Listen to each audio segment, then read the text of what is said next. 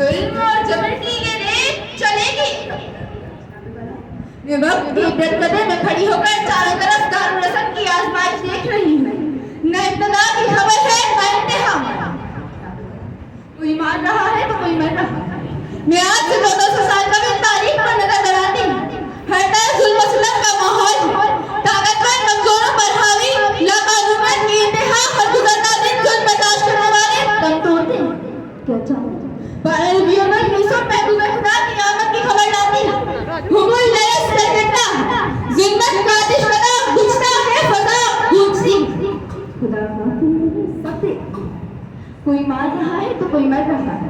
سن 61 ہجری کربلا کا تپتا ہوا میدان، یزیدی فوج مسلمانوں کو مارنے کے لیے تیار. مسلمان 72 افراد پر مشتمل جذبہ ایمانی سے سرشار اللہ کے راستے پر مر مٹنے کو ترجیح دیتے ہیں.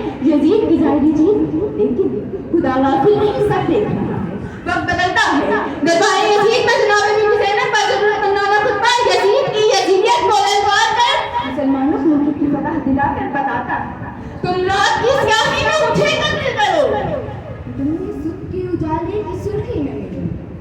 کوئی مار رہا ہے تو کوئی مر رہا ہے. گجرات کے مسلمانوں کو زندہ جلایا گیا، افغانستان کی سینگ بچائی گئی، بوسنیا فلسطین و کشمیر میں اجتماعی قبریں بندی رہی. عراق ایک دفعہ پھر کربلا بنا. بشار الاسد کی حکومت کے دوران سوریا کی عوام کو بے گناہ مارا گیا. سعودی عرب کے لیڈرشپ میں حملوں کے دوران یمن کے لوگوں کو بے گناہ مارا گیا. سربینی فوجوں کی حملہ آوری کے دوران مظلوم مسلمان موت کے گھاٹ اترے.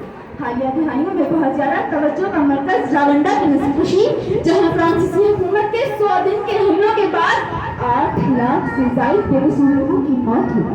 شام میں 2011 سے جاری خانہ جنگی میں لاکھوں افراد نے ہزاروں کو مارا. موضوع کی بات کریں تو صہیونیت ایک عذاب بندہ فلسطین کو زندگی کی حقیقت سے محروم کر جوڑے جبر کر رکھا ہر طرف ہے.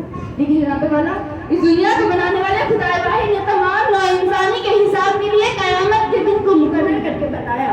دنیا کا منظر بدلے گا، انصاف کا دن آئے گا، ظالم کو سزا ملے گی، مظلوم کو انصاف دیا جائے گا.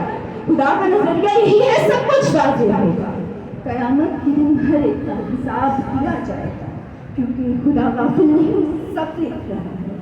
خدا غافل نہیں، سب دیکھ رہا ہے.